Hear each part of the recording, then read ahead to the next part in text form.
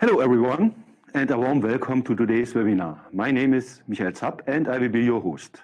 This webinar is part of our SICAM A8000 series, and today we are providing you more details of our SICAM A8000 family, a very important component of the SICAM A8000 hardware and host of the SICAM A8000 software applications. Let's have a short look on the agenda. We will start with a short recap of the SICAM A8000 platform approach. Then we will show you the hardware structure and functionality of our SICAM A8000 RTUs and inform you, of course, about new components and functions. But the main part is to show you the workflow of our CP8050 configuration using an example project that reflects to the title of this webinar, SICAM A8000, What's New, and my first CP8050 project. We had this topic already covered 2.5 years back, and we are showing you today the new features, functions, and usability improvements of our CP8050 RTU, and of course also of the SICAM A8000 engineering tool, SICAM Device Manager. At the end, I will make a summary of the presentation and the workflow, and as always, we are open our stage to answer your questions. I said we, because today I'm here in a double function. Additionally to my role as host, I will also be one of the presenters. But I'm not alone. My colleague Jorge Diaz is with me. Jorge, please join me at stage. Jorge and I am in the promoter team for our SICAM A8000 portfolio. I am a technical consultant and Jorge is our application specialist. Please note that you will not be able to post your questions directly during the presentation. However, we already invite you to insert your question in the question box located at the top right of the window once you exit the full screen mode by pressing the escape button. Your questions will be addressed after our presentation during the concluding question and answer session. Furthermore, of course, you will have access to the on-demand recording right after the session. Okay, that's it regarding the technicalities. Now, let us get started. Some of you may attended our SICAM A8000 unboxing event and the first sessions where we introduced in detail the concept, the components and software applications of our SICAM A8000 Power Automation platform. In case you missed these sessions, and additionally, as a recap, let me start with a short abstract before Jorge and I am presenting you the news of our SICAM A8000 family and the configuration workflow of our CP8050 RTU. What was the reason of extending our proven SICAM A8000 family into a platform concept, namely the SICAM A8000 Power Automation platform? Coming from the way the energy generation distribution is changing since years, and the impact this is having to the projects what need to be realized, it ends up in need for speed. How can this be reached? The key is separation and modularity. The SICAM A8000 Power Automation platform can be seen as a toolkit or a construction set and is able to tidily connect the SICAM A8000 software, but not only with the SICAM A8000 hardware like our CP8050, what will be the focus of today's webinar, but also with third-party industrial PCs. The clue for this connection is handled by the so-called SICAM A8000 Core.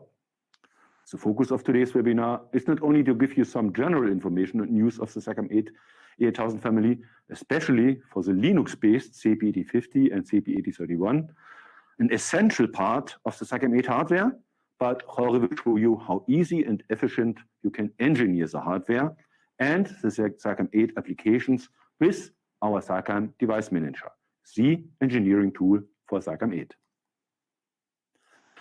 Our A8000 family is already designed in the architecture to be modular and scalable regarding the hardware components.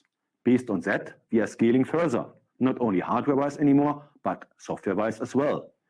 We offer our customers a platform where applications can run on the existing A8000 hardware, but also on third-party industrial PCs, if even more performance is required. You already know our SICAM A8000 RTUs. There are basically two family branches. One is made by the small CP8000, CP8021, and CP8022, which are wonderful devices on their own, right? However, for more demanding applications where maximum performance and the highest cybersecurity requirements are paramount, the Linux-based RTUs have the best toolset available. Now, the smaller RTUs will not be part of our platform SICAM A8000. Instead, the wonderful properties of the Linux-based CP8050 and CP8031 RTUs are the basis of the new platform. The SICAM A8000 Linux-based RTUs run on a hardware which fulfill already demanding requirements. On this hardware, the SICAM 8 software is running. This solution gives the RTU the capability to fulfill a wide range of demanding technical requirements, advanced automation functions, highest cybersecurity features, multiple communication protocols, and the possibility to host user-defined applications, also known as CApps. The SICAM A8000 RTUs, while very powerful, are still constrained by the supplied hardware, like processor power and the size of available RAMs. Well, with the new SICAM 8 platform, the SICAM 8 software can be installed also on third-party industrial PC hardware, with more processor performance and more RAM, allowing to install even extremely large applications. When installing the SICAM 8 software on a third-party industrial PC, it's called SICAM 8 software solution. All that you need is that this PC is equipped with a compatible operating system such as Linux Debian. As promised, I keep the recap of SICAM 8 Power Automation Platform short.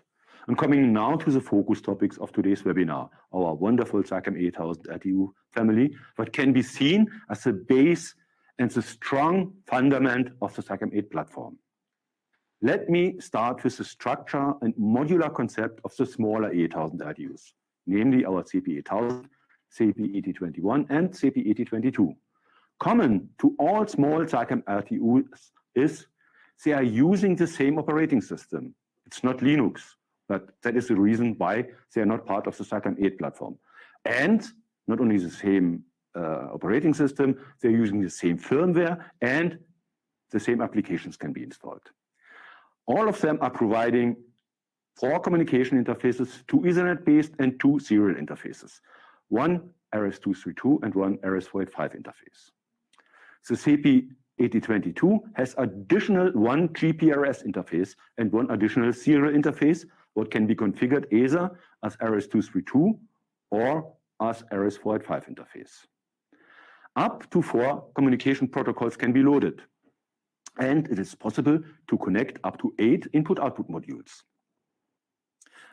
As the CP8000 already has 2 internal input-output modules equipped, there are only up to 6 additional external I/O modules what can be connected.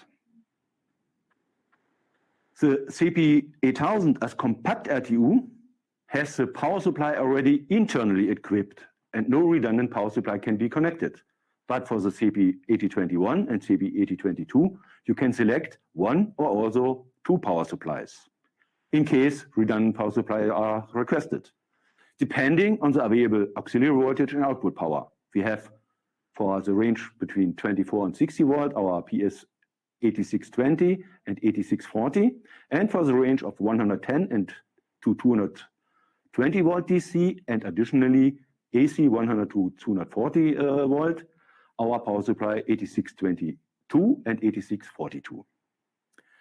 There is a range of input-output modules what can be selected and connected to the RTUs, up to 8 modules for the CP8021 and also for the CP8022, and up to 6 modules to the CP8000. And there you need a connector module, a connector module 808011. The LED module is not counting to these limits and is covering the indications for these 8 input-output modules. The following types of SICAM input-output modules are available. I have digital input modules, DI811X. X means depending on the used auxiliary voltage of the indication circuit. I have digital output modules with relay contacts, DO8212. Analog input modules with inputs either for temperature sensors, then it's AE8310, or for transducer inputs from plus minus 20 milliamp, or alternatively plus minus 10 volt, that is analog input module 8320.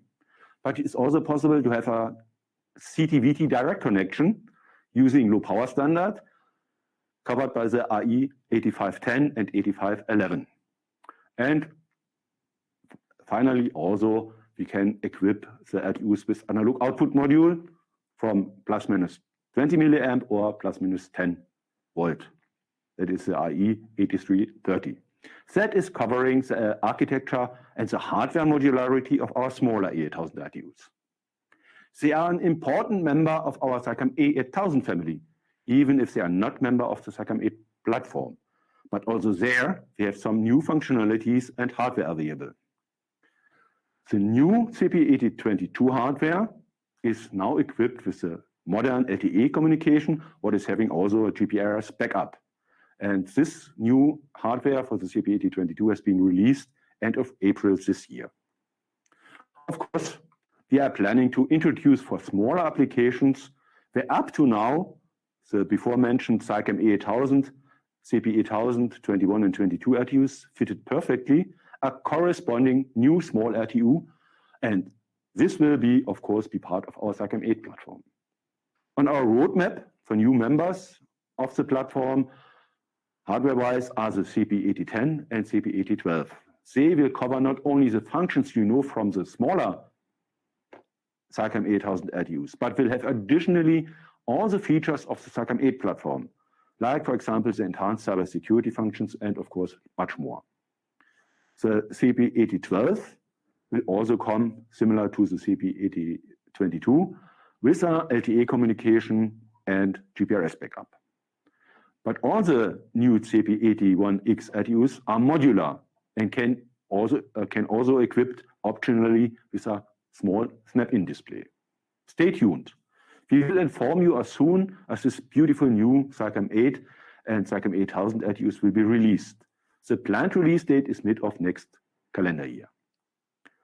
Let me come now to the Linux-based 8000 LTUs. And of course, they are base and fundamental and part of the SICAM 8 platform. The basic hardware modularity concept is identical to what we just saw for the smaller 8000 LTUs. Here you can see again this basic concept. But what is different, or better, what additional features are possible with the CP8050? Of course, the first difference is the operating system, what is an embedded Linux. The processor power and available memory of the CP8050 is much more powerful. And also the number of communication interfaces directly available on the CP8050 is identical to what you saw earlier. 4 communication interfaces, 2 Ethernet-based and 2 serial-based interfaces. But different is that you can equip these interfaces with up to 8 protocols, meaning that you can have different Ethernet-based protocols running on one physical Ethernet interface. There are also some additional input-output modules available to be used together with the Linux-based A8000 LTUs. On the one hand, a secure command-output module, the DO8221. And if you, in case you need more, but not so high secure outputs, a transistor-based digital output module, the DO8230. And another type of analog input modules, the analog input module 8330 and 40, where you can also have direct connection to current and voltage transformers, but coming with a much higher accuracy and additionally with the possibility to have a synchrocheck functionality integrated. But of course, there are much more differences regards hardware modularity, communication possibilities, and applications. Let's have a deeper look. The CP8050 can be set up in a redundant architecture. The smaller ones, no chance, it's not possible. I mentioned at the last slide that the CP8050 can be equipped with up to 8 protocols, but this number can be increased up to 24 protocols. How can you do this? Simple, by using the so-called extended processing license, what installs up to 4 virtual CPUs onto the CP8050. And each virtual CPU is providing the possibility to load up to 4 additional protocols and 1 additional independent PLC instance. The virtual CPU, or better the extended processing license, can also be used for the so-called rack solution, for connecting 19-inch SICAM EK3 racks to a CP8050. More about that will come in one of the next slides. And you can separate your network connection by using the application layer firewall functionality.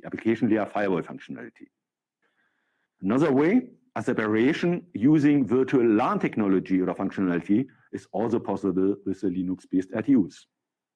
And additionally, you have the possibility to provide up to 3 protected runtime container for installing your own application. And we covered this in our CAP webinar, what was also part of this SICAM A8000 series.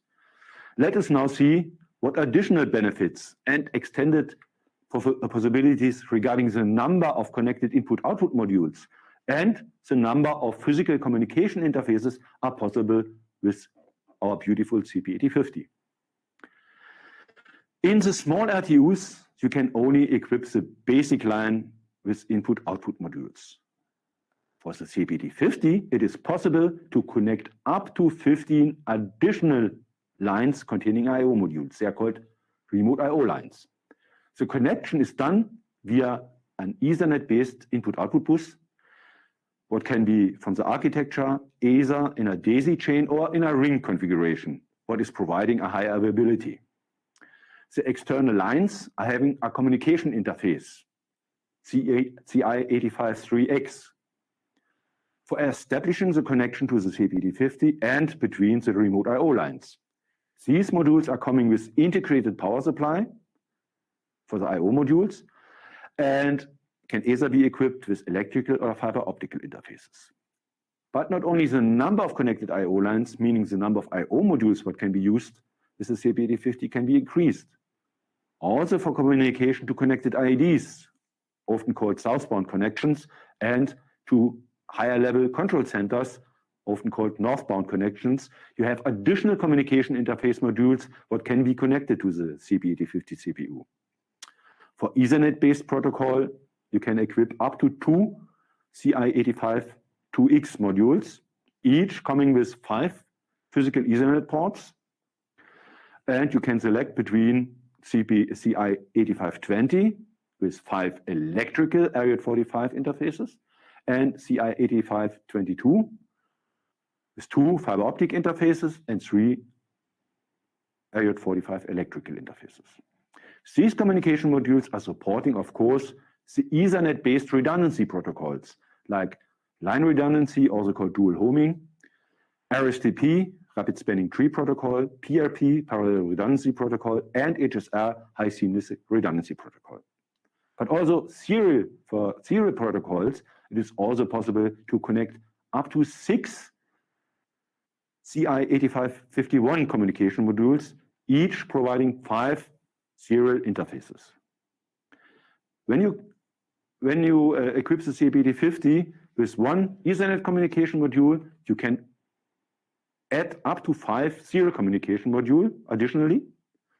In case you need 2 Ethernet extension communication modules, then it is not allowed to add additional serial communication modules.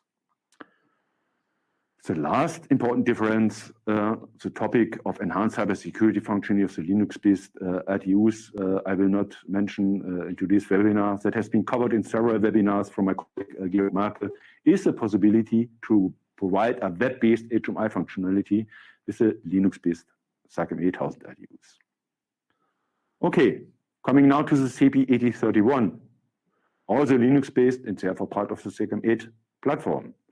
After CP8031 is using very similar powerful processor and memory features, most of the functions I introduced for the CP8050 are also possible.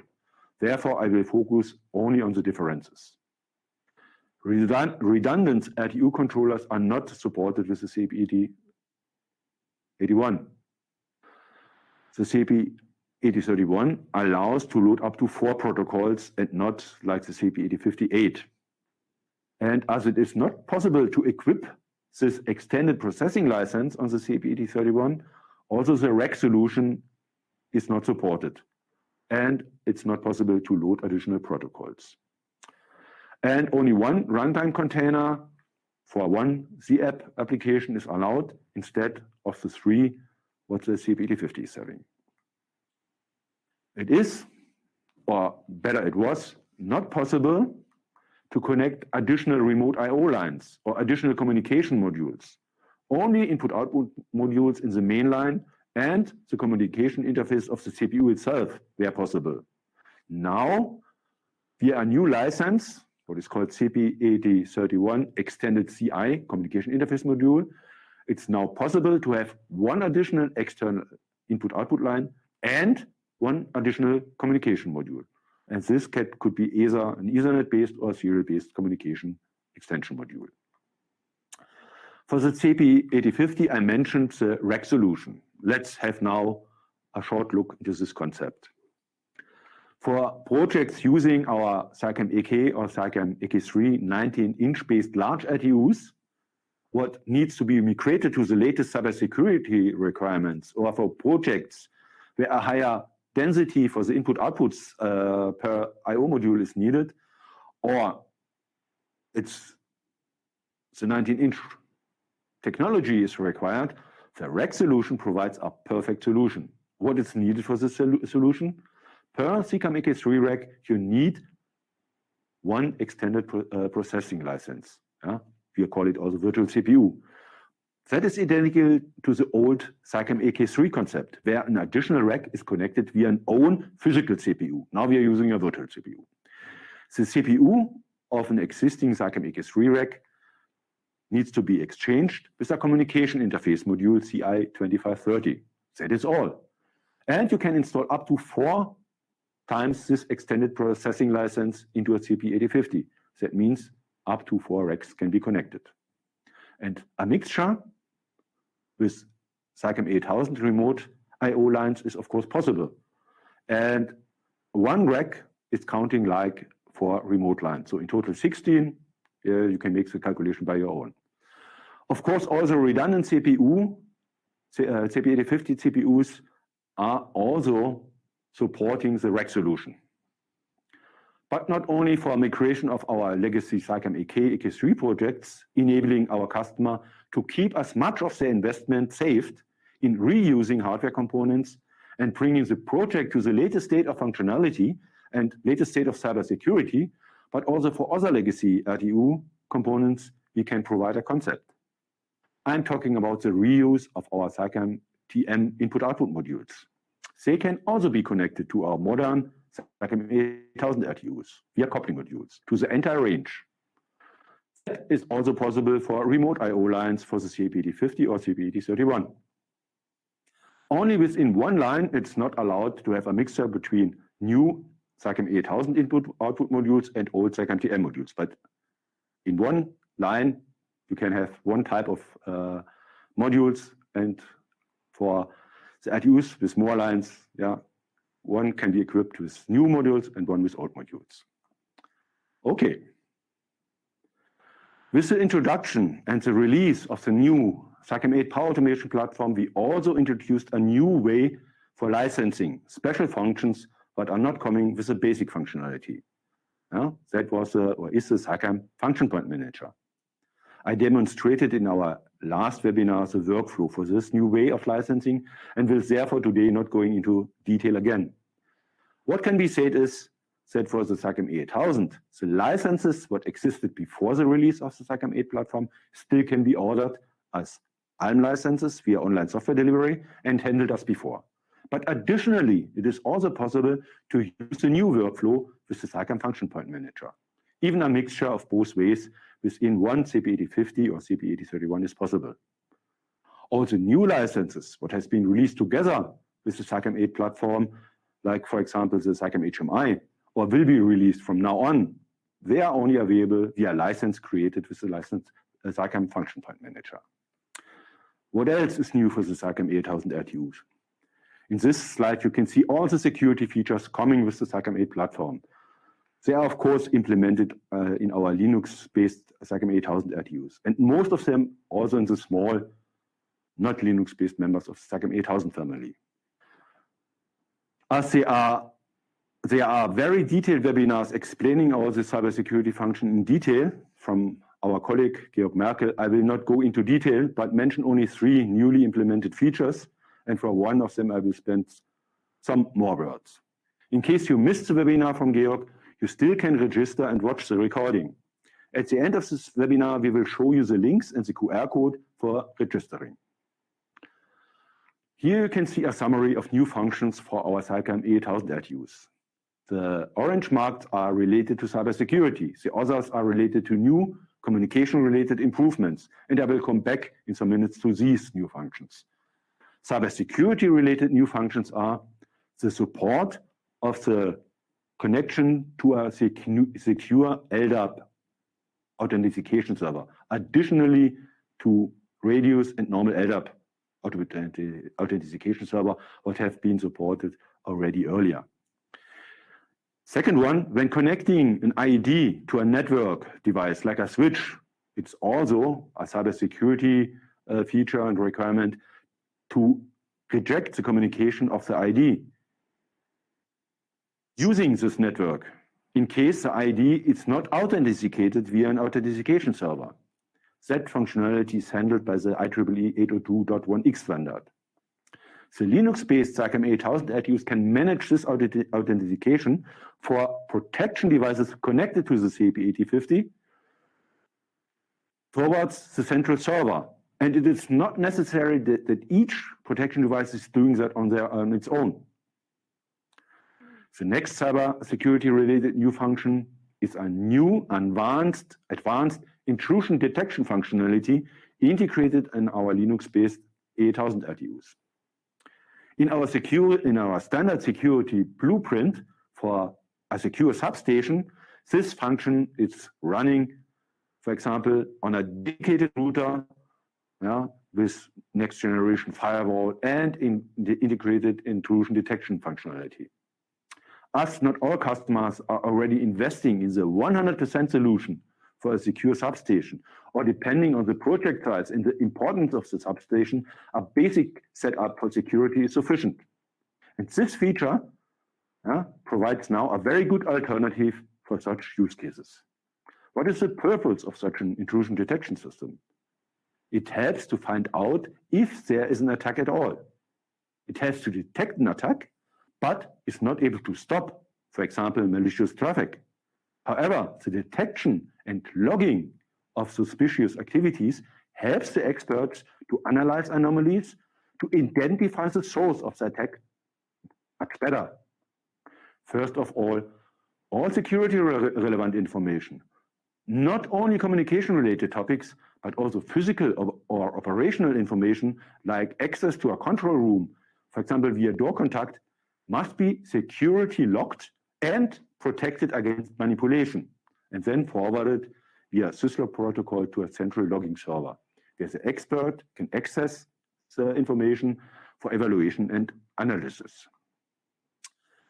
The main purpose of the new intrusion detection and syslog functionality is to allow the user or the expert to have a better understanding of attacks on our RTUs.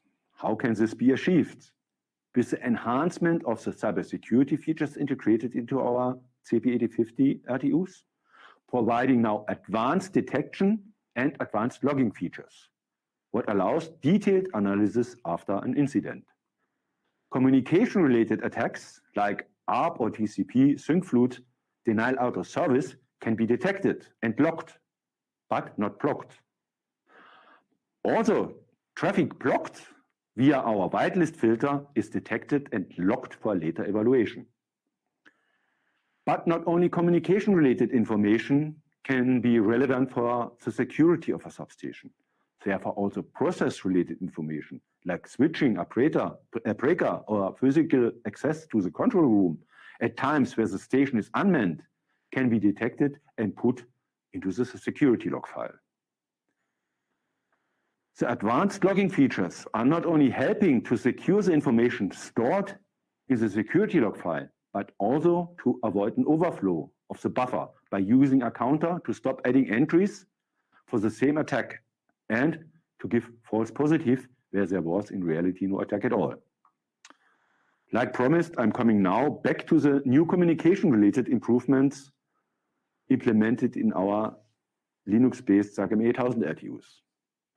The first communication-related news refers to the IEC 6150 server implementation. The actual latest edition 2.1 is supported additionally to the edition 2.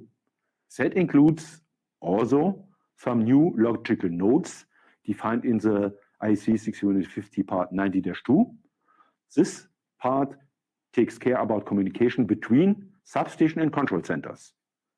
And in the part 7-420, that part is defining the data model for decentralized energy resources, shortly DER, using IEC 6150 communication. For Ethernet-based protocols, different redundancy algorithms are defined in the standard. Yeah? We know for ring topologies, for example, rapid spanning tree, RSTP, and PRP, ring topology, RSTP and HSR. For network with star topology, line redundancy, also called dual homing, and PRP. In the past, only one pair of the physical interfaces of our communication interface module, CI8520, could be selected for using one of these redundancy algorithms. Now it is possible to define two pairs of interfaces and selecting independently for each pair the redundancy algorithm. Also, separation of networks using the same physical Ethernet interface via virtual LAN technology, shortly VLAN, has been extended to RSTP networks. The next two slides are showing this with example networks architectures. It's now possible to define 2 times 2 physical Ethernet interfaces, each working as a pair, and assign to each pair the needed redundancy algorithm. That could be for both pairs the same. In the slide shown in the first 2 pictures, 2 times parallel redundancy protocol, or 2 times high seamless redundancy protocol, or respectively 2 times rapid spanning tree protocol. But of course, it is also possible to define for each pair different redundancy algorithm shown in the next 2 pictures. 1 times HSR or RSTP and 1 times PRP, or 1 times PRP and 1 times dual homing, or any other combination. And for the CAPT50, there you can have 2 Ethernet extension communication interface, CI8520 or 22. You can now have up to 4 redundant communication structures. The last keyword was physical communication structures. With our Linux-based SICAM A8000 RTU, you can assign several protocols to one physical interface. Jorge will show it in this presentation. That can be the same protocol, but also different protocols. A separation can be done via virtual LAN, as shown in this slide. That has been already implemented a long time back. New is that can also be used now in RSTP rings. The last new feature I will show you with slides today refers to the so-called single attached nodes, shortly called SEN. I said slides because also after the break, Jorge will demonstrate with our SICAM 8 engineering tool, SICAM Device Manager, the settings of these functions and how easy they can be configured. What is the topic of a single attached node? That is normally used together with so-called seamless redundancy algorithms like parallel redundancy protocol or high seamless redundancy, where inside of the IED with physical redundant interfaces, a piece of software is taking care that no circulating telegrams are blocking the communication and that a double received telegram will be recognized and discarded. IEDs, either with only one physical interface and without this piece of software handling the seamless redundancy, are connected to such networks via a so-called red box, shortly for redundancy box. And this redundancy box is providing the physical redundant network interfaces and the piece of software managing the redundancy. The function of such an external red box is now implemented in our CI85-2022 communication interface. And it is possible to connect the ID or IDs directly to one or to several interfaces, and the CAPT50 will take care to integrate these connected IDs into the PRP or HSR network. Additionally, the integration into RSTP or dual homing networks is also supported.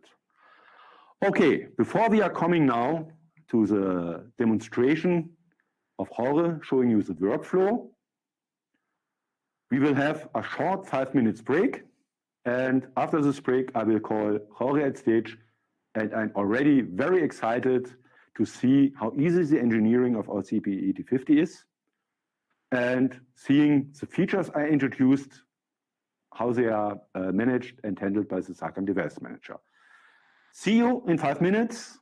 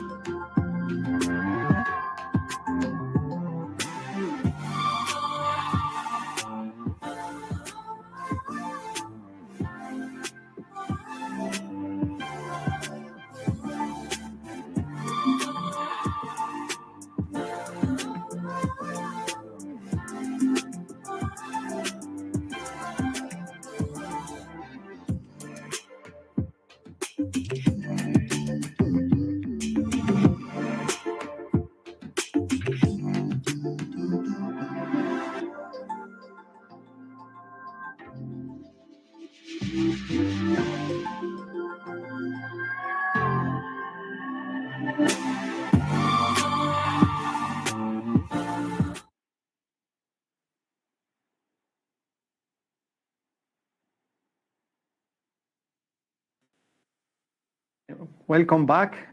We will continue now with the second part of our presentation, where I will try to show you what basically new features we have in our latest version of SICAM Device Manager, basically the version 4. We will do this based on an example of one configuration, and some of these things were already presented 1.5 years ago in a previous WebTAQ. So we will be focused more on the new features. So let's go straight to the work at hand. Here is what I prepared today. We will see how we can create a project with the new SICAM Device Manager version 4, how you can configure the hardware of your RTU, how you can define your communication interfaces, how you can define the firmware for the communication. I will also clarify or explain some of the basic system settings that you need to take care of. I will show you where you can set some of the security features in the CP8050. I will also show you some of the features available in the firewall application. Of course, we will see what is new regarding RTU signals configuration, and also some nice new features available in the CFC editor. So let's start, and let's check out the example that we have for the implementation today. So we can assume we have a couple of bays belonging to a station with 2 bays. We have there also at least one CProtect device equipped with the 62050 communication protocol. We have a control center which will receive information from this station via the IC104 communication protocol. To demonstrate how easy we can also integrate different control centers also with different communication protocols, we will assume we have another control center that will be connected with the RTU via DMP3 or TCP/IP. As a time reference server, we will have an NTP server in the system. And there we have one CP8050 RTU with some modules already predefined, which will be the core of the system that we will configure. So you can see how you can implement an external row in the RTU. I will show you how you can add one of these rows, how it will be connected with the API pass in the CP8050. We will also see how we can implement one external 19-inch rack, and how we can connect it to our EBI line, and also how we can configure it as a redundant ring. To see how we can implement signals in the system, we will do it by assuming that these signals from the Bay 2 are coming via conventional wiring to binary inputs and outputs in our A8000. We will assume we will have an engineering PC, and it will be connected to a specific LAN. We will call it conf LAN. So we will have an IP address in this LAN. We will also assume we will have a redundant network connection, RSTP. So the CProtect devices will be connected through that connection, where we will have also a known IP address in the RTU. And the RTU will act as an NTP server for the CProtect devices. We will have also, through this single port in the CP8050, one connection with the control center via 104. So we have one IP address for this connection. And through this connection, we will also get the time reference from this NTP server with a predefined IP address. And to demonstrate how we can, through the same port, have different communication protocols, we will have here a DMP LAN with one own IP address, and this will be connected with this control center. This, just to finalize this example, we will show you how to configure this new feature, the red box functionality. So this CProtect will be connected here, DXC4, CProtect 4 connection, which doesn't have RSTP, but through this port we will have it connected via 6150 also, and also sharing all information with the devices in this network. So basically, this is a full example that we will try to configure. So let's start how you can create the project. Once you open SICAM Device Manager for the first time, you will get a blank, so no project is open, and SICAM Device Manager will give you a hint what steps you can follow. So it will tell you that you can create a new project by going to this menu. Go Project, Create. Then you can give a project name. You can assign a path where the project will be stored. And then something new from version 3.9, you will be asked about an encryption wallet. So basically, what is this? Why do we have a wallet? When you have a SICAM Device Manager configuration in an RTU, there are a lot of so-called security parameters. What is a security parameter? You can find out which are security parameters in SICAM Device Manager because normally they are not displayed freely, but instead they are shown with asterisks like this. This is a key, for example, that you need to enter to activate an encrypted service. There are a lot of such parameters in the configuration. So these parameters from the version 3.9 must be also encrypted inside of SICAM Device Manager. So there must be a key to encrypt them. And this key is stored in a wallet. So only if you have the wallet, the signal, the encryption of these passwords have been stored, then you will be able to retrieve these parameters in your configuration. If in your configuration you are not using any of these parameters, then actually the use of the wallet will be a little bit irrelevant.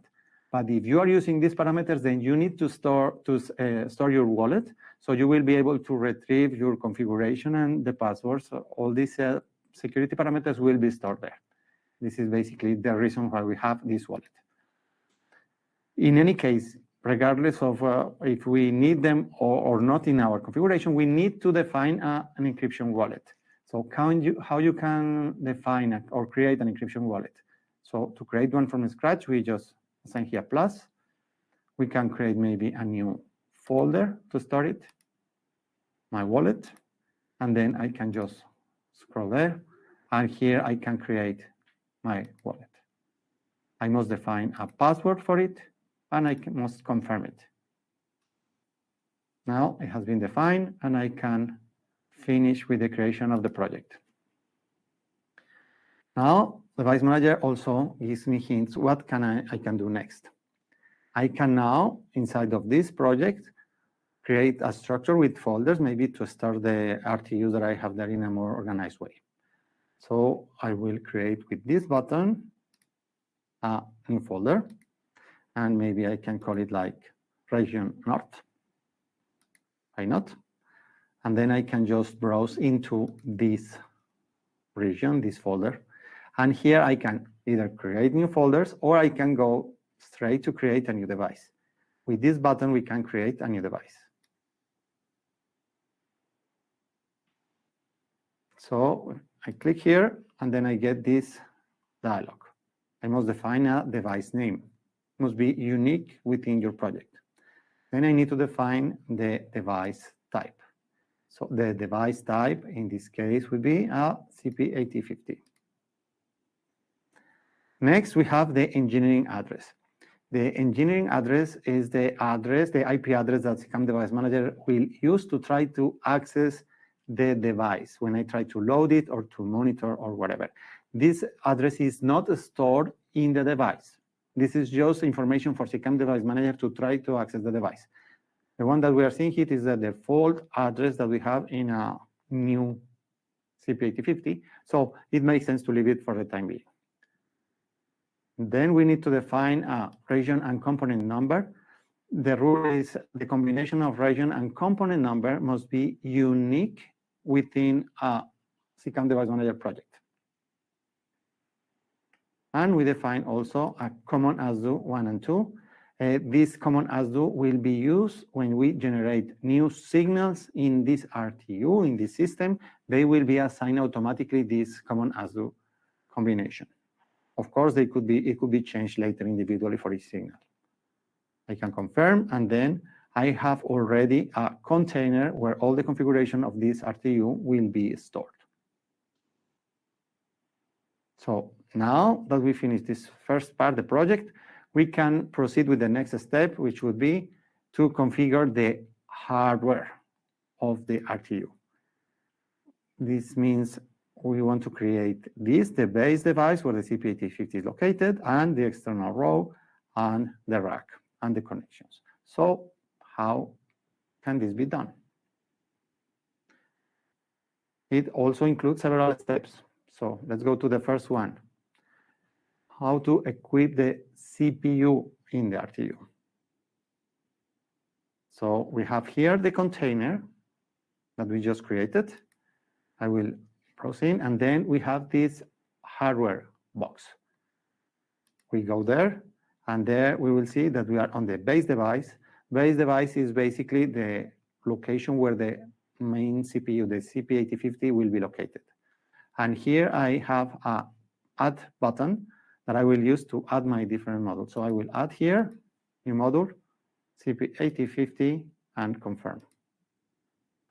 Then automatically, the Device Manager will equip the CPU with firmware for different applications. The first application, the RTU functionality of the RTU, which allows me to have communication protocols, for example, and also the version. I can select which version I want to have here. Another for SICAM Web. So yeah, I can configure and monitor the RTU, and another for the inputs and outputs located in the same row where the CP8050 is located. As mentioned, I can change here the version. If I want, I can equip it with older versions. I don't have to use the latest one. The key here, anyway, is that if I have one version equipped, I cannot go back to an older version. I can always upgrade to a newer one, but I cannot go to another one. So then I can confirm, and the CP8050 has been already equipped in the configuration. This is the first step.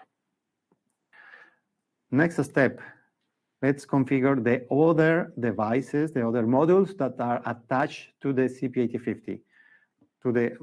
This is what we call the base device. It's basically this group that is displayed with this square. So you will see here, we are on the base device, and on the CP8050, I have one button, one add button to the right. Here is where I add power supply modules and also input-output modules. So I click here, add, and then I can see behind the scenes, darkened here, the CP8050, and I can select here first one power supply that I want to equip, maybe this one, and I can equip it by clicking on this button. Then I can see that it has been actually equipped. I could equip even a second power supply. It is allowed. We will not do it in this case, but it could be done. We now want to add one digital input module. So one, I can see it behind. I want to have a second one. And then I want to have a binary output module. I can add up to 8 modules here. But now I'm happy with what I have, so I just close this. So the next step is to add the communication interface extensions. They are connected to the left. So for that, I click the Add button to the left of the CP8050. And I select the module and confirm.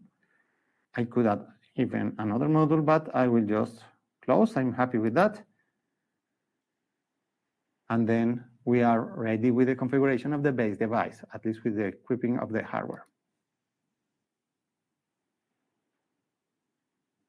Now, let's see how we can add the external rows. We are talking about this row that is displayed here. The first thing that we need to do is to add an I/O bus to the base device. How do we do that? We use this button. So it is included here, and by default, it is connected to the CP8050 to the port X2. If we are having external periphery or external rows in a CP8050, the port of the CPU, the port X2, must be used to connect this periphery. This port then is not available for other communication protocols. I can also use the X3 if I want to use a ring. At the moment, it is not available. This is why it's displayed like that. I can live with that for the moment. I will leave it like that. And then we will proceed by adding the I/O rows now to this I/O bus line. So for that, I will go to this button here, Add I/O. Then here I'm offered Add I/O row, and I must select here which is the row number. I can have up to 15 external rows connected to a CP8050. So I can select here which one will this one, 1 to 15. So let's select here 1. And then which type of communication interface connection I need for this master module, for this row. There are 4 different types, depending on the power supply that they will provide, and depending on if they will be equipped with fiber optic or with electrical port. So I select the first one in this case, and I'm happy with the selection. I just confirm. Then Device Manager offers me the possibility to select the firmware for the inputs and outputs that will be connected to this line. I could select this one, which is the one for a standard A8000 input-output modules, or I could select a different one for connection of the old legacy TM modules, which can be also connected here. So I will live with this. I could select also the version if I wanted, and I just confirm. I can see now that I have this module here depicted as for the row 1, which also acts as a power supply for the group. I need to add now to the right of this module either a redundant power supply or the input and output modules. So add here. I could add another power supply if I wanted to, or I can go to the I/O modules and I can add another digital input module, for example, and confirm. Then I can see it here. I'm happy, close, done. So far, so good, everything easy. Now let's see how we could insert a external 19-inch rack. We're talking about this that we are seeing here. It should also be connected in a redundant ring here. So to add the external rack, we proceed exactly in the same way as we added this row. We need to go back to the I/O bus line. And from there, we must add I/O, this button. And now we don't want to add another standard row. We want to add a rack. Now, remember, Michael told us that to connect one rack, you need to have a virtual CPU in the CP8050, which is nothing but the extended processing license that must be loaded in the RTU. So we need to equip first this extended processing license. So for that, we press on this button, plus. We can have up to 4 different virtual CPUs or extended processing. So here I select which one I want to use. Let's keep the C1. I can also keep the latest version of firmware available and confirm. And then now that I have this extended processing, this virtual CPU, I can select which type of rack I want to include. Basically, there is the possibility to include the CM2844 with 9 or 8 slots, or the CM2846 with 17 slots. Basically, these first two are used for legacy RTUs that are being migrated maybe to CP8050 from AK3 to CP8050. They are not sold anymore for new projects. There is only this module available. So we select this one, and then we confirm, and then we are already brought that to this first rack, where we can see it is already equipped with the module CI2530, which allows us to connect the rack with the ring to this I/O bus. We need to add now the power supply of this rack, which could be also redundant. So to add each one, we just use this button. It's quite intuitive, actually. So we click here, and then we can select which type of power supply we want to equip and confirm, and there we have it. To add one module in one slot, same procedure. Click here. I select the module I want to have and confirm. The firmware that will be equipped is offered. I confirm, and I have it here. And there is also, actually with a lot of modules, there is the possibility to exchange it. So select the module individually, and you go to this button, and then you can exchange it with a module of the similar characteristics. Maybe I wanted to have a different voltage for the inputs. Then I can change it without having to remove anything.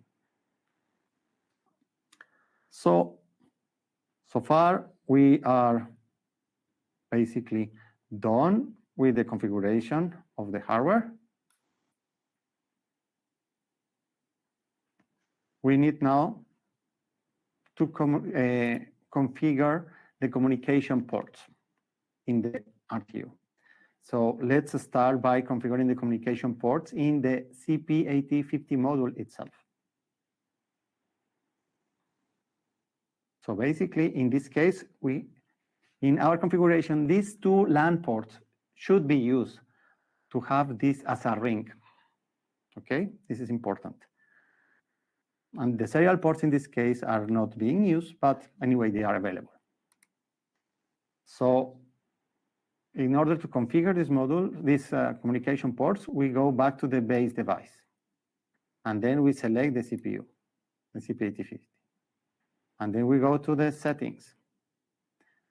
And in the settings, I can see that the I/O bus is connected as a line because the port X3 is not free since it is being used for this port, singular connection. So I need to free this one, to release this one, so it can be, the port X3 can be used here. How can I do it? I come here and select the blank space. Then I get a warning indicating me that this port is already being used by a so-called LAN 1. This was a LAN that was created by default when we created the RTU. This is used for configuration. So system is making me aware that there is something that will no longer be correct. I take the risk. And then here I can switch this from line to ring, and then both ports X2 and X3 are properly configured. I have my ring completely configured. In addition to that, if I scroll down, I could see that there are some properties for the serial ports. For example, I could enable or disable the terminal resistor for the RS485 port CPX4. So there are additional settings that you can do always in these settings. I just confirm. And now let's see how you can configure the ports of the extension module CI8520. We are talking about this module here. So in this example, we are configuring the ports 1 and 2 for RSTP, so we can connect the Ciprotec devices via 62050. We are using the port X3 for configuration, singular connection. We are using the port X4 for a red box connection with this one, so we will be like having a Ciprotec 4 device connected in this RSTP network. And we have the port X5 used for two different communication protocols, IC104 and DMP3. So this is what we have here. So How do we do it? First, in base device, we go to the CA8520, and then we go to the settings. And then we start first, select here, RSTP. I'm using the port X1 and X2 for that. Then, next line, I select a singular connection connected to X3, which will be used for configuration. Then I will add the X5 connection, so we can use it for DMP3 and 104. So here, select singular, and then I can freely do this. And I can add another one for this red box functionality. So singular, which is mapped automatically to the X4. Now, in addition to this definition, I can see some parameters additional for this redundant connection, RSTP in this case. And if I scroll down, I will see more. I will see, for example, this red box functionality, which we want to use in this case. We want to bridge the X4 port with the X1 and 2. So I will add here the red box, one row, and I will bridge the RSTP ports with the X4. So what are we achieving with that? Why we have this red box functionality? So basically, remember, we have a Cyprotec 5 network here, where they are exchanging goods messages, for example, communication, and it's connected here. And the Cyprotec device does not, the Cyprotec 4 does not have RSTP directly. And maybe we don't have any switch where we can connect it there. So we can connect it here. And through this functionality, we can bridge this communication. And it will be exactly as having it connected to the same network. Remember, for this functionality, you need a license, a Redbox license. You can use one of these licenses in one RTU only. If you want to use it as a demo, then you have 21 days for that. These are the types of combinations you can have, so you can match any of these types of redundant network with networks of these types. So now that we have done this, we can just try to save the configuration. We can see this red symbol here, the pencil indicating that there are unsaved changes in the configuration. So if I save it, then I get, in this case, a warning indicating me that there is inconsistent data found. So I confirm, and I can see that now here I have a message log, which is shown with red color, indicating that there is something there for me. If I click there, I can see exactly what was wrong in my configuration. It is telling me that there is a LAN 1 interface which has been left orphan of a physical port. Okay, so I'm aware of that. I go back. I must keep this in mind. And then I will go back. I'm ready with the hardware. And now I can proceed with the next part, which would be the configuration of the communication. In the communication settings of the RTU, basically, we have also different parts. So let's start with the configuration of the LAN interfaces. We will have a LAN for configuration. We will have a LAN for 650 communication. We will have a LAN for IC104 communication, and we will have a LAN for the MP3 communication. So to go to the communication settings, we go back home in the SICAM Device Manager, and we go to the communication box. In the communication box, we will have under LAN interface, we will see that there is already this already mentioned LAN 1. And we see this pink color indicating that there is something missing in the configuration because this is orphan of a port. I want to use the port X3 in the CI85 20, this one. So I select it. Sorry, for the communication, for the configuration, the port X3. So we map it here, and then this is the IP address, perfect. We want to configure it still under this address, perfect. Maybe it is interesting, if this is the port, the LAN that is used for configuration, I should have a name that is more suggesting of the functionality. So maybe we can just rename it to config LAN. Now we can create the other LANs that we need. How do we add more LANs? Through this plus button. So we add here plus, and then we have here 61850 LAN, which will be using this RSTP combination, perfect. I select the IP address that this LAN will use in the RTU. Another LAN, which we will use for IC104 connection, which will go through the port X5, and I select the IP address. And now still one for the MP3, the MP LAN. I will use the same port as the one used for 104. And I set a different IP address.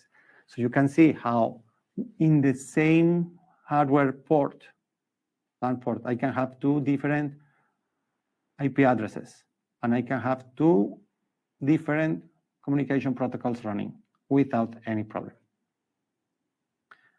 So that's basically it. This is how you define your LAN interfaces. So now, in the configuration communication box, we can also set the serial interfaces. For this current example, we don't have any serial protocol, but we still have the two serial ports.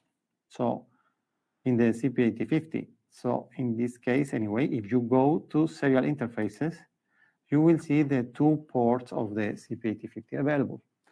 So basically, if we had additional modules with additional LAN ports, we could add them here and list them and have them available later for the communication protocols. Now we have configuration of client services. This means services where the A8000 is receiving a service information. What is the most basic example of that? The A8000 will receive, in this example, the time synchronization from an NTP server. So it will be an NTP client. So in this case, the NTP server is defined here. And I have here, for example, the panic threshold. This is just a tip that I give for configuration. This panic threshold is a standard NTP parameter. And if the RTU has an internal time that is different from the time provided by an NTP server by more than this value, the RTU considers, the NTP daemon that is running on the CP8050 considers that there is something really wrong with the time source, and then it switches off, shut down the whole NTP service, and then it will not be time synchronized. So at least for the commissioning, for the first time where you are loading it, one way to get around this problem is to set this panic threshold to 0. And in this case, this checking is disabled. Then when it is connected with the NTP server, it will get synchronized, and then you can change it back to 15 minutes if you want to, or you can leave it in 0. Now, we need to define also through which interface the RTU will get the time, will get in touch with the NTP server. So we do this through this assign LAN interfaces. It's empty now. We will add here. And we can select, in this example, we want to get the time synchronization, the NTP service from the 104 LAN. So we select here IC104 LAN. And here we define the IP address of the NTP server that is connected through this path. We can add in total up to 4 different NTP servers for that. And the configuration is as simple as that. There are other services in this case, like synchronization via PTP. Also, you can configure through menu here, scrolling down. And last but not least, regarding these communication settings, we have also server services. So in this case, you can go here to server services, and here again we have NTP.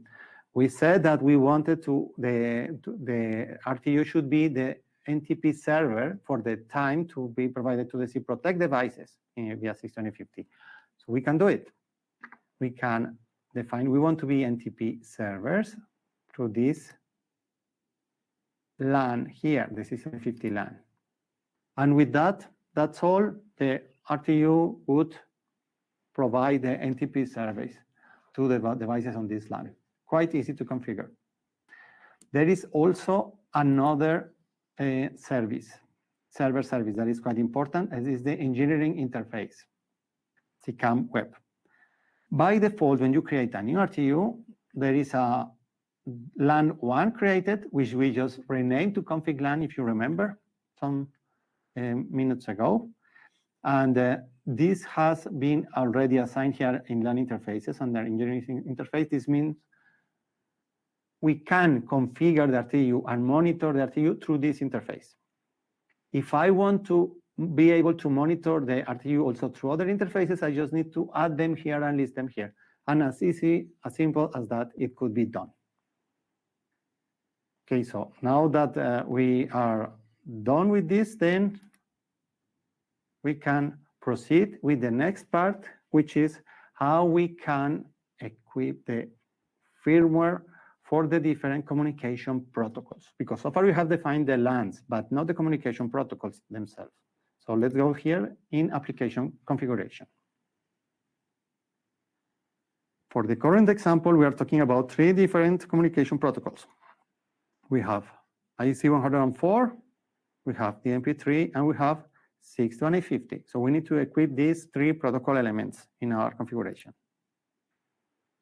To do that, we go back to home in the configuration, and then we go to the box application configuration and licensing. And here, RTU, we go to S8000 RTU master, protocols and IOs. And here I have the space where I can add up to 8 communication protocols, to 8 protocol elements. How do I add one? I want to add one for 104. So I click here on the plus. I get this window where I can select the communication protocol I want to add, ETI4 for IEC104, and I confirm. So this has been equipped here, but I want this protocol to run under a specific LAN, the LAN for I104, so I can select it here. IEC104 LAN. So this was the protocol element 0. Let's add a new one for the MP3 slave plus protocol 1, the MP3 TCP IP slave, confirm, and then I select the LAN, the interface.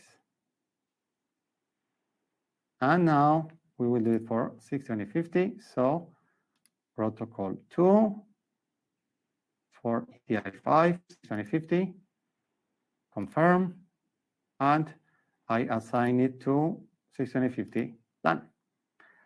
And that's it. With this, we have configured or equipped the protocol, the firmware of the different communication protocols into our RTU.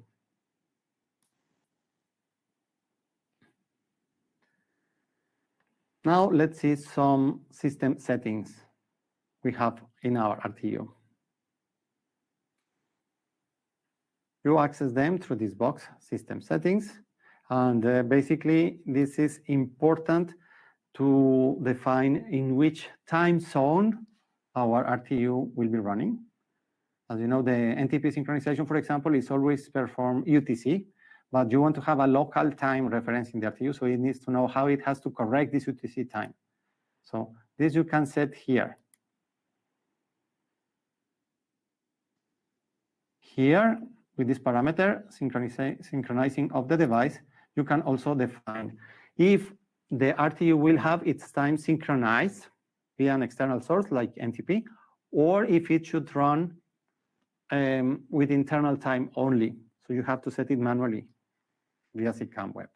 You define it Here, it will be the pre-running, the name of the setting.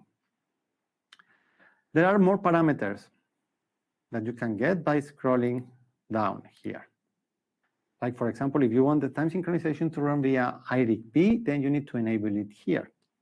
Or also, if there are some changes later in the policy in the European Union or in your region, whatever, where a different rule for summer, winter time switchover, then you can define it here. So we are also prepared for changes in policies in the future.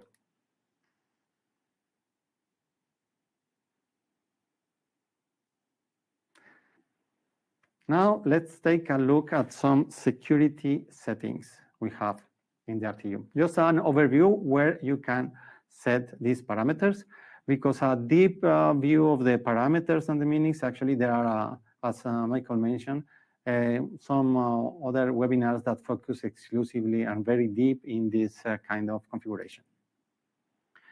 The security parameters and services are defined under the security box in the configuration. So once you scroll there, you will see here, you can browse through them, and I will mention just some of the most important. We have this remote security logging. So as mentioned, we have a security log, a syslog running internally in the RTU. So all the security relevant events are stored in non-volatile memory in the RTU. But they can also be transferred to an external syslog server. And here you can define how this would be connected. Okay, also, it could also be redundant. This is where you perform this definition. We have also role-based access control. Actually, the access to the RTU is always under role-based access control, only username and password. The question is, how do you define the users and passwords? Every RTU has a local user management. You can define on the RTU directly local users, and there the passwords can be defined.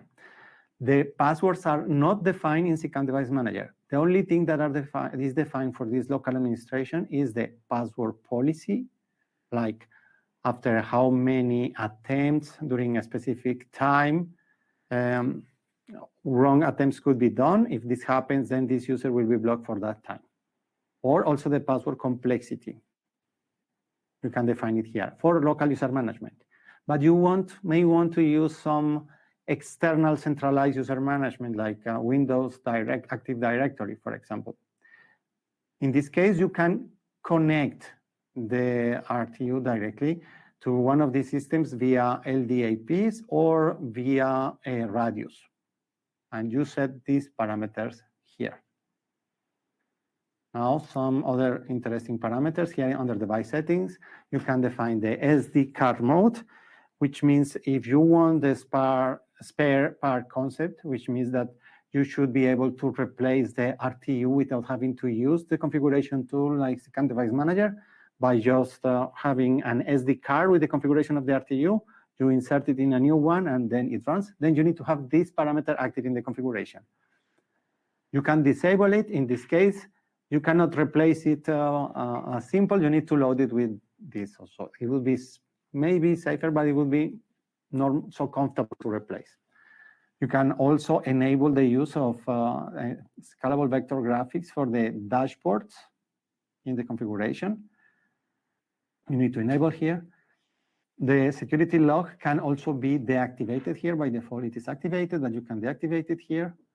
And so, okay, so basically this was a small overview of some of the important parameters in this security.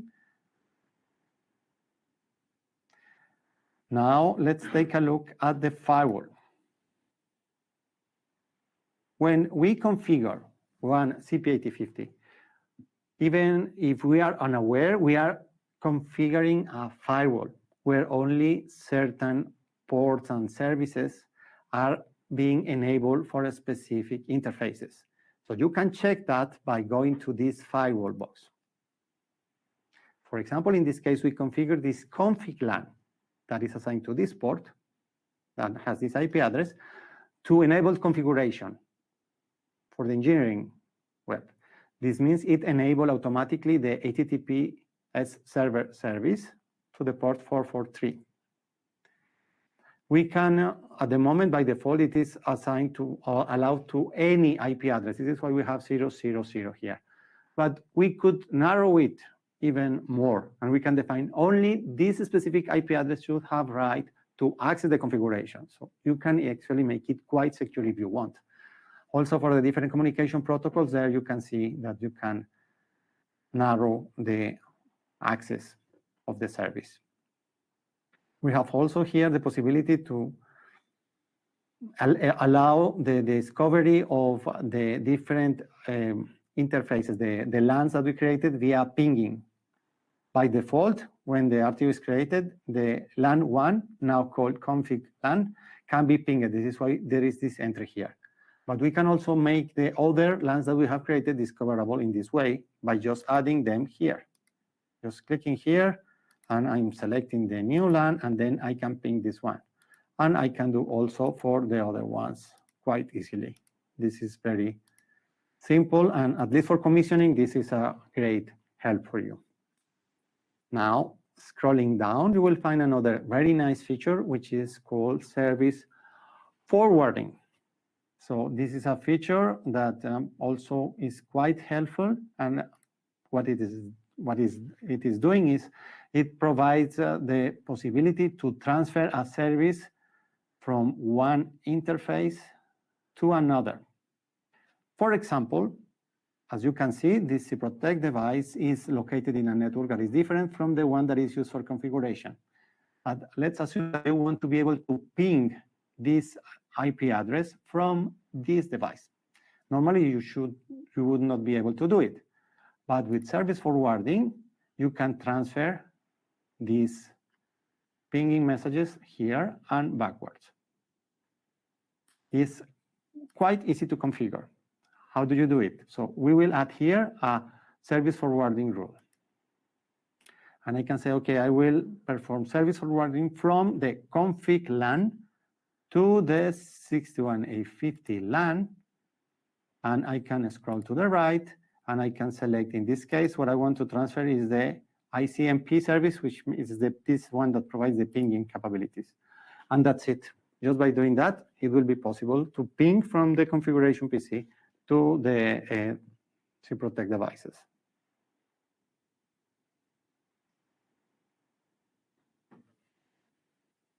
Now, let's continue with new things in Device Manager. Let's see how we handle now, in version 4, the signals in the RTU.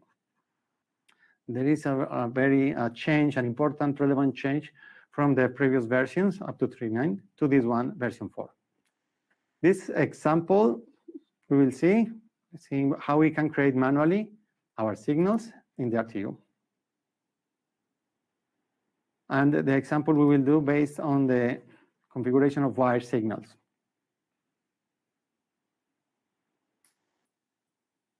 So let's assume we have this RTU, and then to this binary input module, we have this mapping of signals, where we have in these different inputs, the position of the different switching devices, Q0, Q1, and Q8 of the bay 2 as double points. And in the next module, binary output module, we will have commands to open and close the circuit breaker and the disconnectors. This will be configured as one-pole double commands. So as the same as previously, all this configuration, the creation of the signals and the assignment of the parameters is performed through the RTU signals box. But now you will find a lot of differences first in the layout of the screen, because now you will find on the left the signal definition area, and on the right the RTU structure. On the previous version, it was all the other way around.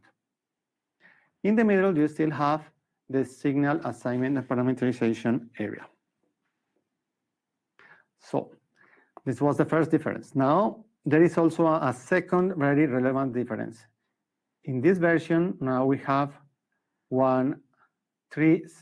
signal tree view available, which we can access through this button here. And right now, we can structure our signals in a tree form. For that, we need to add maybe some nodes. Let's add a node here. So through this button, we can add a node. Let's call it, for example, 60 kV as per the voltage level where the signals will be stored. Then I can just select it, and I can add under this level, through this button, a further level, maybe Bay 2.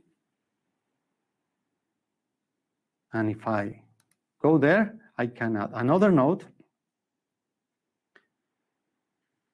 maybe indicating the name of the switching device, the circuit breaker Q0.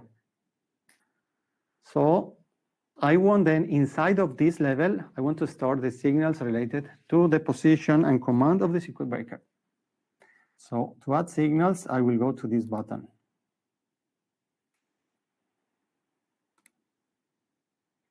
I can see this is the path where the signal will be stored, and I can select the name, will be position, and the type is an indication, and as description, maybe I can add the same text as the name.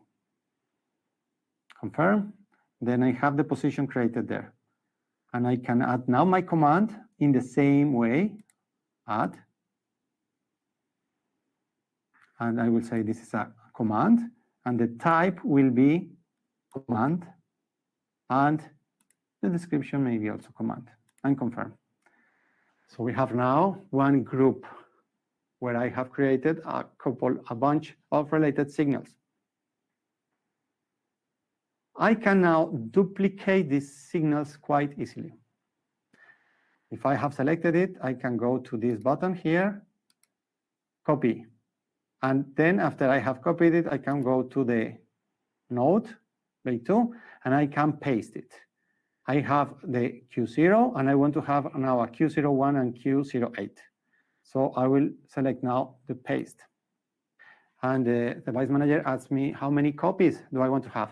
So I will select 2 copies and confirm. Then I have this dialog box where I say, okay, it's 2 copies, and I want the copies. They will have the text that was the name of the first one, and it will add the value that is here. So I would say, I want the next one to be Q01, so I will put 1, and I want the next one to be Q08, so it will have an increment of 7 to be Q8. And I don't want it to be Q0001. I want to add only 1 0, so I will say number of digits 1, and I confirm. And in this case, you can see that how automatically these signals have been created. So far, the types of the signals and the information object address of the signals has been inserted automatically. If I want to modify this kind of stuff, I need to switch back to the signal list view. How do I do that? By pressing this button. Now, this signal list view is by default collapsed into what is called a view-only mode, which means that actually I cannot see here the information object address, the information type of the signals. I need to be able to switch this to an edition mode. But in order to do that, I need to have access to a symbol that is behind this. So you need to, by hand, expand this area, basically. And you will see here is this button. Actually, I could have let it a little bit to the left, but okay, you can also do it like that. And important is you have access to this button. And with this button, I can switch to the edit view. And now I can see for all my signals, also the common ASDU, information object address, and information type. Please note how in the name there is a slash indicating the limit between the different nodes.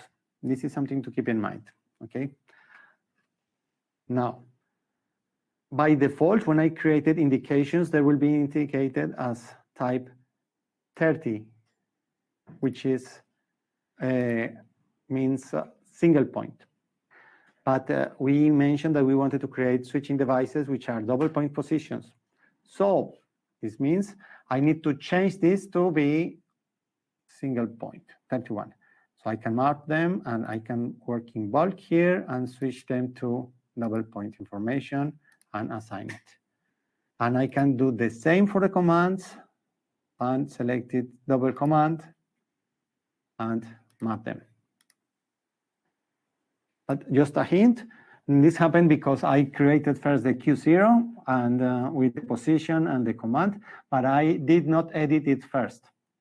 Had I done it in the beginning, selected it to be double point and double command, then in the duplication, they would have the correct types for the other values, okay? Well, so now we have created the signals, basically,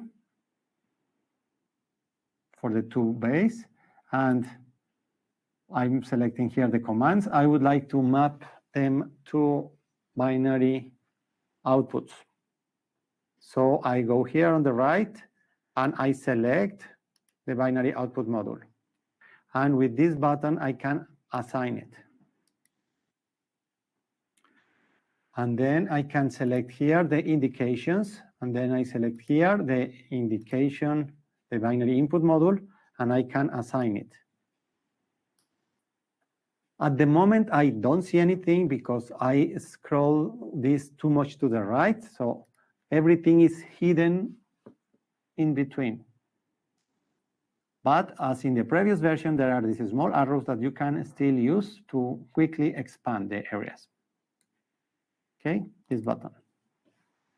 So now you can see we are in the binary input module, and we can see these three positions that we just inserted.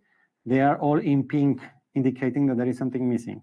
This column processing type, I can see a dark arrow indicating that I can select a value there. And this other data point, where it's also pink, but it's in gray and no black arrow, indicating that I don't have any suitable value to add there yet. So first, I will assign these that I can. So I select the whole group and digital input, double point information, and map to them all. And this I need to assign individually, the different positions.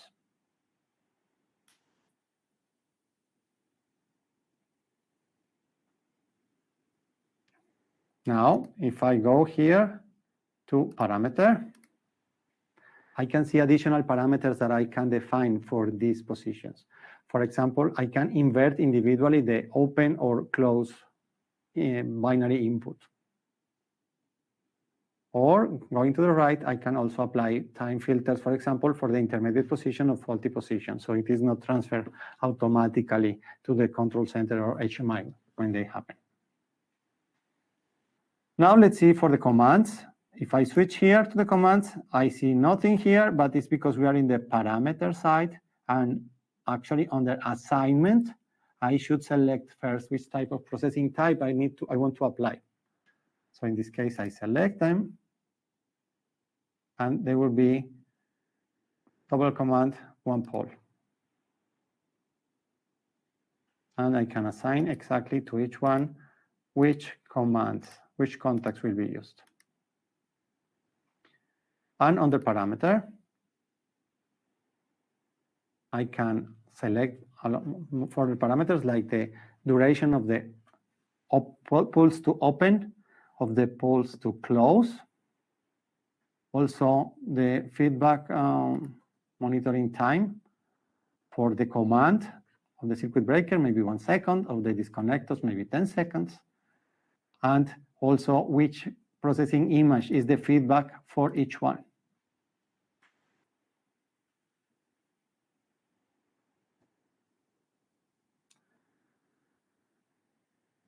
So basically, this is what is special now in the creation of the signals. Now, the next part is actually some repetition of what we had done before with 650 in the previous system. It's basically the same, but you will see why I want to show this again. We will integrate this device, eProtect, via 61850 to this interface. So you know that we need a configuration file of this device to be loaded in the RTU.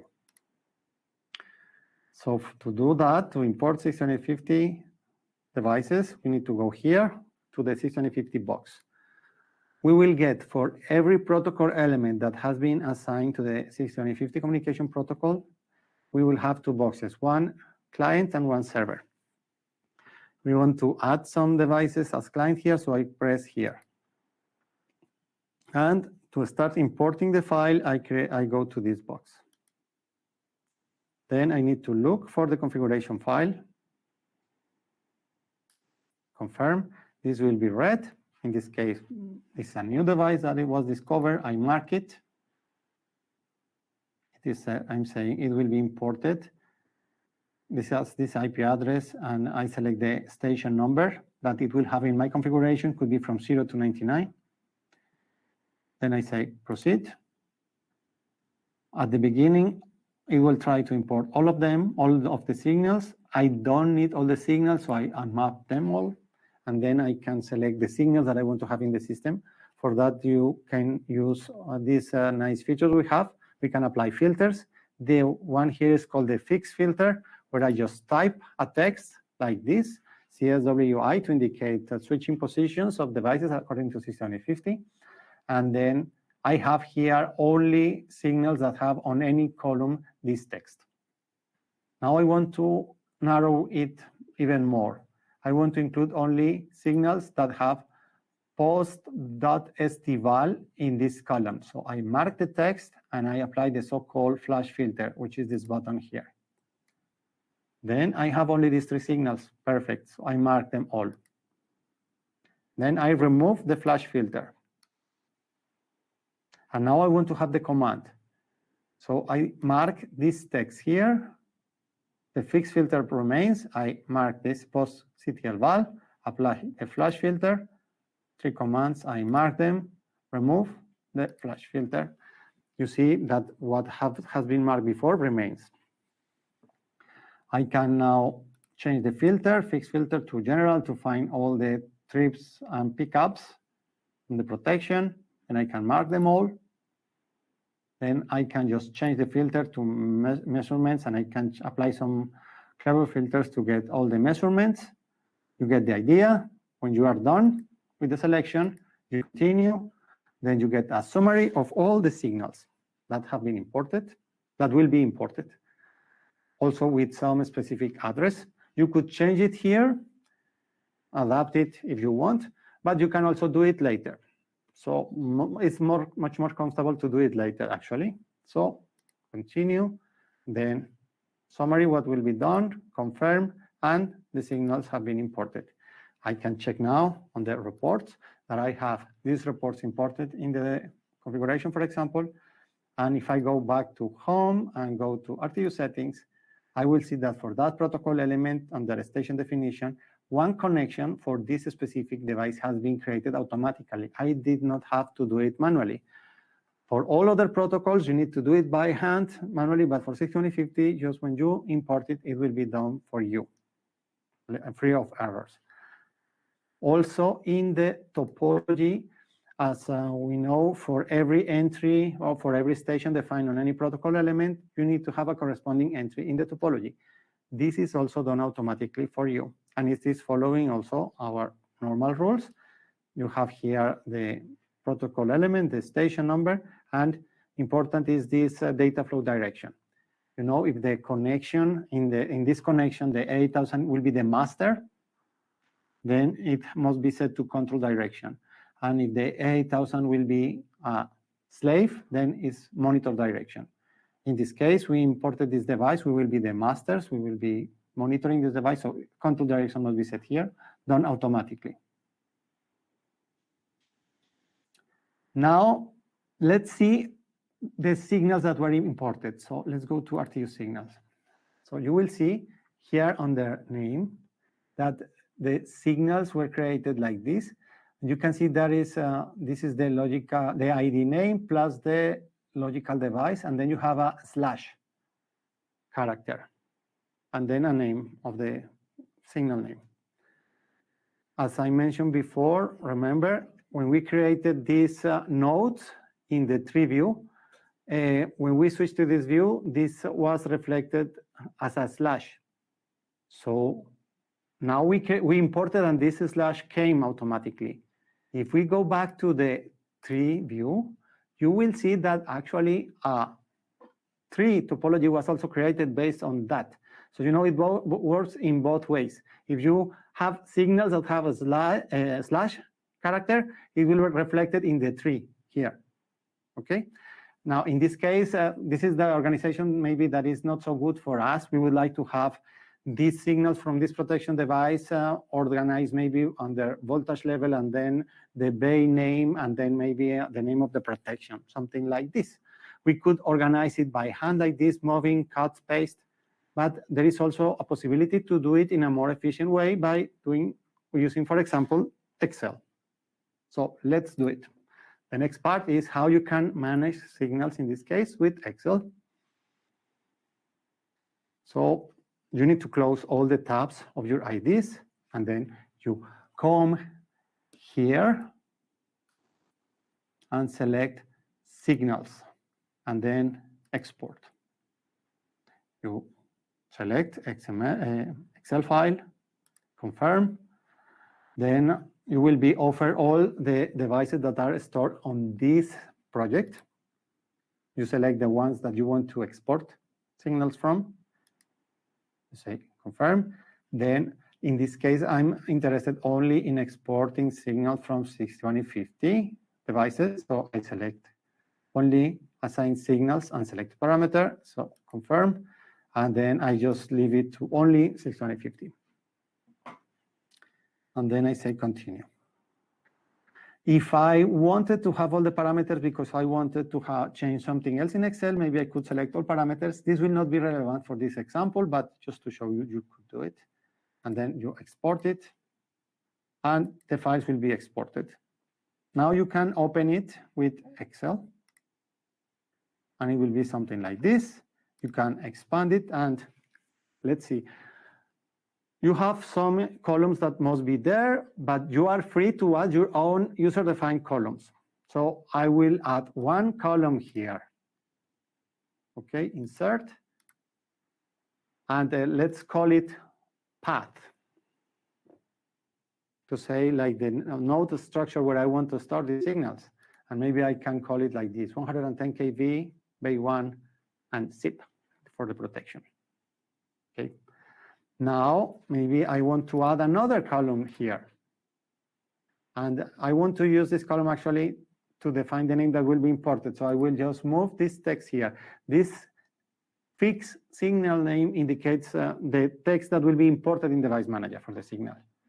And I will here I use another title, user signal name, and I will just remove here the ID name plus logical device. So I will just leave the signal description, but more general, not so specific of one device.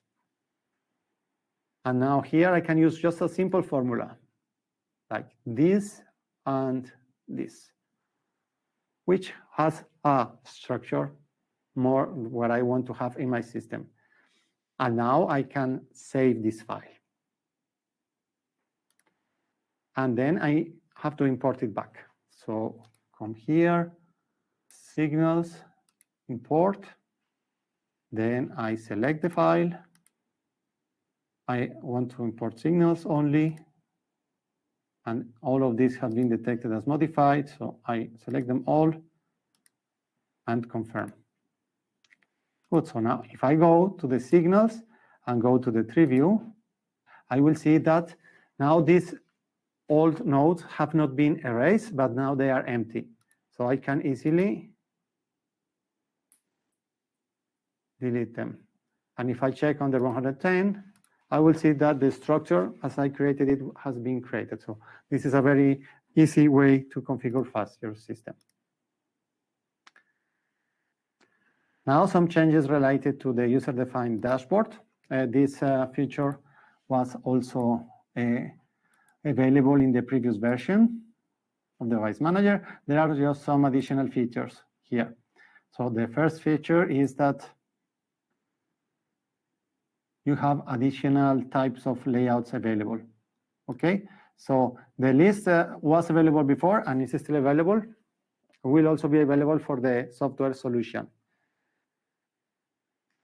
These graphics dashboards are only available in our RTUs, are still available in the 8000, but will not be available in the software solution.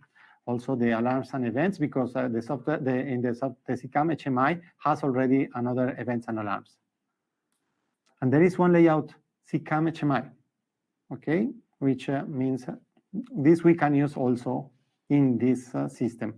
There is another WebTLQ for the configuration of SICAM HMI, which already was presented a couple of months ago, I think, and you can always check them, this WebTLQ still. Now, one nice feature that we have at the moment is that we can actually export the tiles that we have here, the dashboards, through this button. So we can export it to a file, and as always, we can open with another tool like Excel, and I can copy it and paste it. And now I can just import it back in Device Manager. And now all could be created automatically, which would save a lot of time. This is a very nice feature. Other than that, we still have the same categories for the configuration of the dashboard: process data message, process data command, process data measurement, and process data set points. Maybe what is new, the configuration is exactly as mentioned in the previous WebTLQs that we have performed related to that. We have for event lists in the dashboard, for alarms. Now we have this additional one, syslog. If you want a specific signal to be stored in the syslog, then there is this parameter. So with that, you can configure this intrusion detection system very user-defined. Archive also, the text, additional text, the status of these statuses of the double point positions, for example. The tile where the signals will be shown. Also the function, if they will be shown as LEDs. Key the position in the tile from 1 to 64, and on the tile, on the box as summary signals, 1 to 3. For commands, basically, we have this similar parameters, only some additional related to the command management. So select execute, timeouts, and also the type of command, short pulse, long pulse, and the function. Also, you can configure now one command to be sent without a dialog, just a click on a button and done. The measurements, you can perform here the scaling of each individual measurement. Also, you can select individually how many decimal places should be shown there. And other than that, are the same as before. And the set points, basically the same as a mixture of what is available for the measurement and for the commands. So now let's go to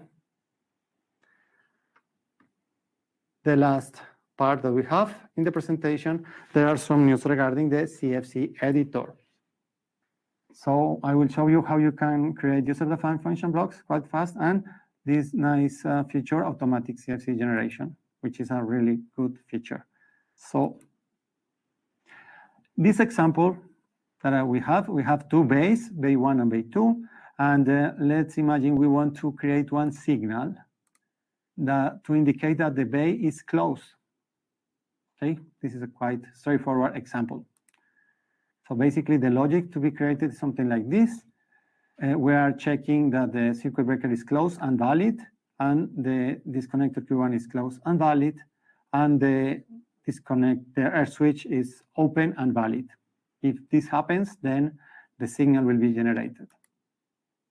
So how do you do it? Normally, you go to the logic, then you create a CFC chart, and in the CFC chart, you create your gates, the logical gates, and you connect the signals directly here. Straightforward work, nothing new. But we can do it more efficiently if we create user-defined blocks with this function. So how do we create that? So we will go here, we expand here user-defined objects, and we go to new CFC block. We can rename it like user function block, user-defined function block, bay closed. And here we can copy the blocks that we need. We need to define now where the inputs and outputs are coming from. For that, we need to have this part on top. So we can add here in the input with right click, insert one input for the Q0, for example, and we define this is a double point. And we can do it for the Q1 and for the Q8 as well. And we create an output, the bay closed, which will be a single point. And now we can just expand here. We can see now the structure of the double point, and we can just, every element, just drag and drop to the corresponding position. So we can quite easily map these signals here. The same with the output. I expand it here, and the value, I can map it here. So this function block actually has all the logic that we require in this case. So if I go now to my CFC, instead of doing this, the CFC is called now CFC Bay 1. I will just use this user-defined block and drag and drop here. And now in the signals, I just map the Q0 position here, and the Q1 position here, and the Q8 position here, and the bay 1 close position here. And then I can just easily compile, and it's done. So perfectly. I can do it for the second bay as well, the same way. But just imagine that we had maybe 30 bays. Then it would be like a lot of work. So now let's see what we can do with this nice feature, automatic CFC generation.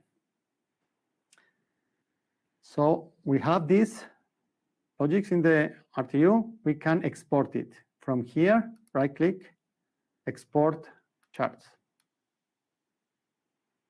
Save. And it will export basically two files. The first one includes the definition of all the connection between the signals and the blocks. And in the second one, there is a definition of the connection between individual blocks. In the configuration that I created here, actually, there is only one user function defined block on the CFC. So there are not internal connections between blocks. So I don't need to take care about this file below. So I just need to take care of the first one. I will open it. And it's something like this. We have here the name of the signal. We have here the address of the signal, common ASDO information object address type. So this is the source, and it is connected to a CFC that is located in the main CPU, to the shard with this name. This is the task where the CFC will be created. This is the type of user-defined block that will be used.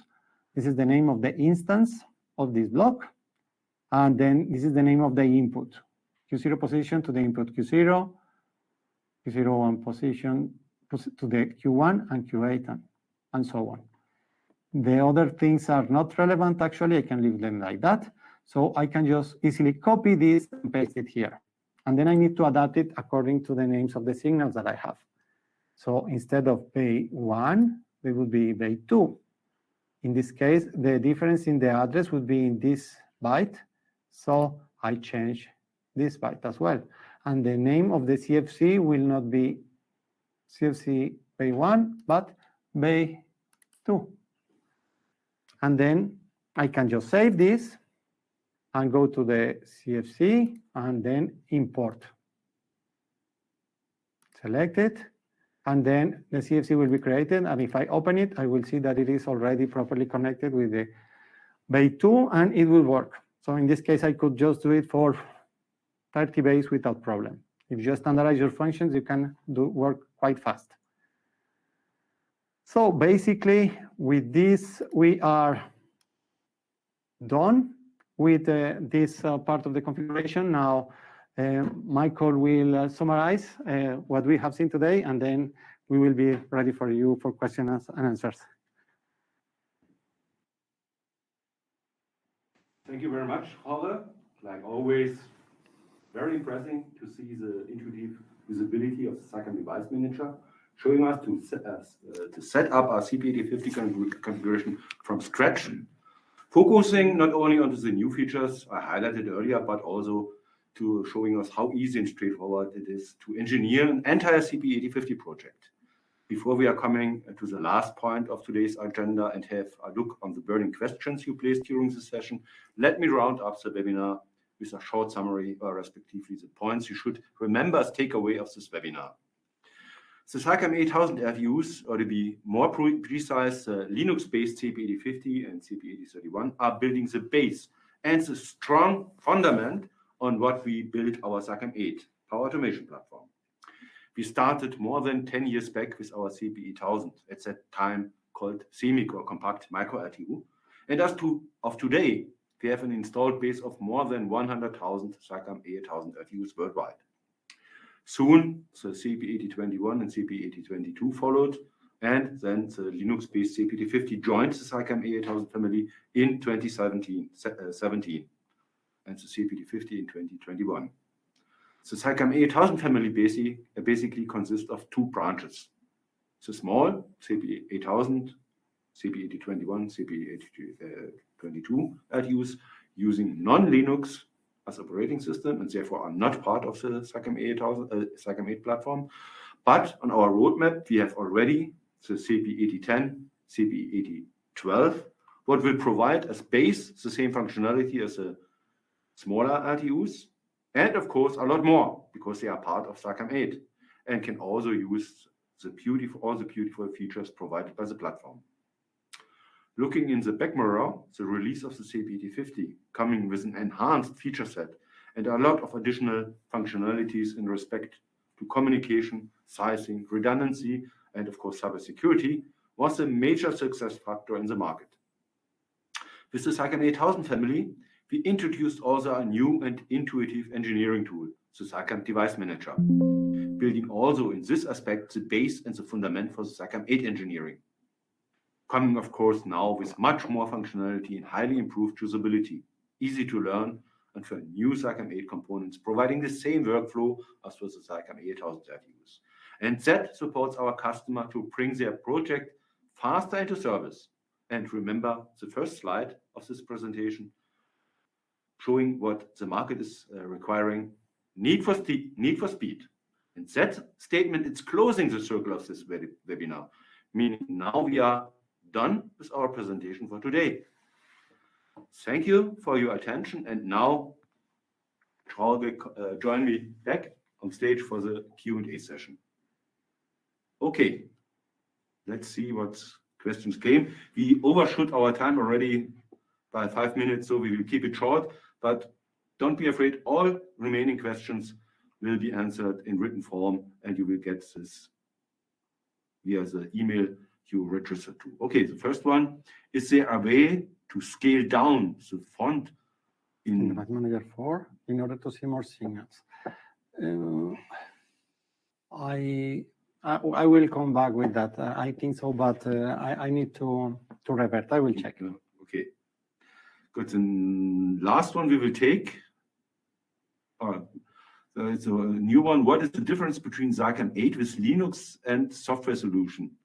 Okay, the software solution is if you install the application, what has been, for example, shown today from Jorge, on an industrial-based PC, what it's having Linux operating system.